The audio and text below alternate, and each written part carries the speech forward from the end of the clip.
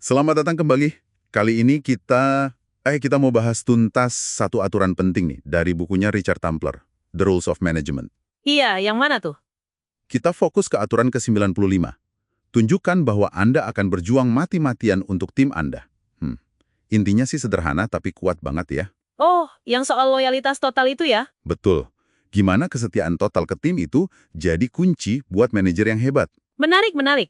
Sumber kita ini, buku Templar kan menegaskan kalau tim Anda itu ya ibarat senjata utama lah. Bener banget. Tanpa mereka, ya Anda nggak bisa ngapa-ngapain, gitu kan.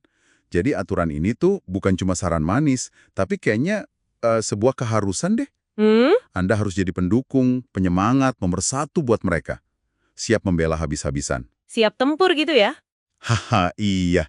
Kedengerannya agak dramatis ya, berjuang mati-matian, tapi kayaknya ada makna yang dalam di baliknya. Tentu saja ada. Makna berjuang di sini itu bukan sekedar pasang badan kalau ada serangan misalnya dari departemen lain gitu. Oh, bukan cuma itu ya? Iya, itu penting sih, tapi lebih dari itu. Ini soal membangun fondasi kepercayaan yang, wah, kokoh banget. Fondasi kepercayaan, oke? Coba bayangin aja deh, ketika tim Anda ngelihat Anda, ya sekali aja cukup, ngebela mereka dari perlakuan gak adil. Misalnya, Ya entah itu kritik yang nggak berdasar atau mungkin sumber daya mereka dipotong gitu aja. Nah saat itu mereka bakal langsung tahu, wah manajer gue nih dia prioritasin kita. iya. Kepercayaan kayak gitu tuh, wah mahal harganya.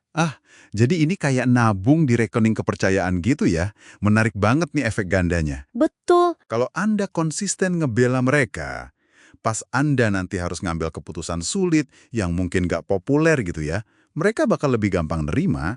kenapa coba?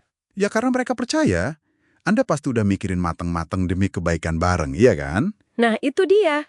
Nah, ngomong-ngomong soal itu, jadi keingat aturan lain di buku yang sama. Aturan 17, ambil tanggung jawab. Koneksinya gimana tuh? Kaitannya gimana ya? Terutama kalau tim sendiri nih yang bikin salah. Bukannya berjuang untuk tim itu juga berarti siap nanggung akibatnya bareng-bareng. Nah pertanyaan bagus banget itu. Justru disitulah ujian kesetiaan yang, sesungguhnya. Oh ya? Iya loh, ngebela tim dari serangan luar itu satu hal. Tapi maju, ngambil tanggung jawab penuh, pas tim Anda sendiri yang salah, tanpa nyari-nyari kambing hitam. Nah, itulah puncak pembelaan. Oh, benar juga ya. Itu bukti paling kuat kalau Anda tuh bareng mereka. Dalam suka maupun duka. Nggak cuma pas mereka lagi bagus-bagusnya aja. Ini nunjukin integritas kita juga ya? Banget. Dan itu nguatin ikatan tim secara luar biasa. Kan lebih gampang nyalahin orang lain, ya kan? Tapi manajer hebat milih bertanggung jawab. Betul. Jadi selain ngebela pas benar dan tanggung jawab pas salah, ada lagi nggak sih aspek penting lain dari berjuang ini? Misalnya soal menjaga reputasi mereka. Ada dong, gimana kita mastiin kita nggak malah ngerusak citra tim? Nah, itu dia. Ini langsung nyambung ke aturan ke-81. Jangan menjelek-jelekan tim Anda. Oke. Ngeritik tim Anda terang-terangan di depan manajer lain atau atasan Anda, itu kan pada dasarnya kayak ngakuin kegagalan Anda sendiri sebagai pemimpin. Wah, iya juga ya. Malu sendiri jadinya. Makanya, membela mereka itu artinya yang ngejaga reputasi mereka, yang secara nggak langsung juga ngejaga reputasi Anda. Tentu ini bukan berarti nutup-nutupin kesalahan fatal secara membabi buta ya, nggak gitu juga. Terus gimana dong? Fokusnya itu ke solusi, perbaikan, sama pertumbuhan tim. Bukan nyalahin di depan umum. Oke, fokus solusi. Dan perjuangan ini bentuknya bisa praktis banget loh. Misalnya, mastiin mereka punya sumber daya terbaik buat kerja. Oh, kayak di aturan 19 itu ya? Persis, ngasih mereka alat yang tepat, dukungan yang cukup, itu juga bentuk perjuangan nyata sehari-hari biar mereka bisa sukses. Jadi makin jelas nih ya, berjuang mati-matian untuk tim, ini bukan cuma soal aksi heroik sesekali gitu. Bukan. Tapi lebih ke sikap konsisten yang kelihatan dalam tindakan sehari-hari.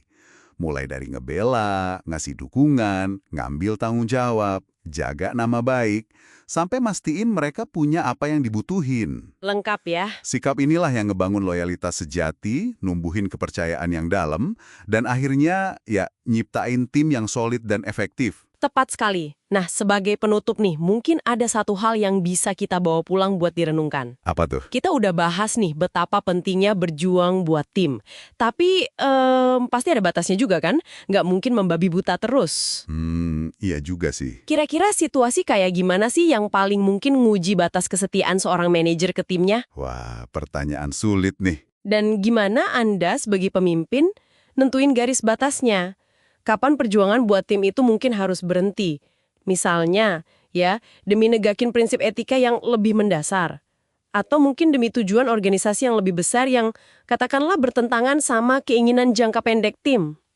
Kompleks ya. Ya, ini pertanyaan kompleks yang nggak ada jawaban gampangnya. Sesuatu buat Anda pikirkan lebih dalam lagi.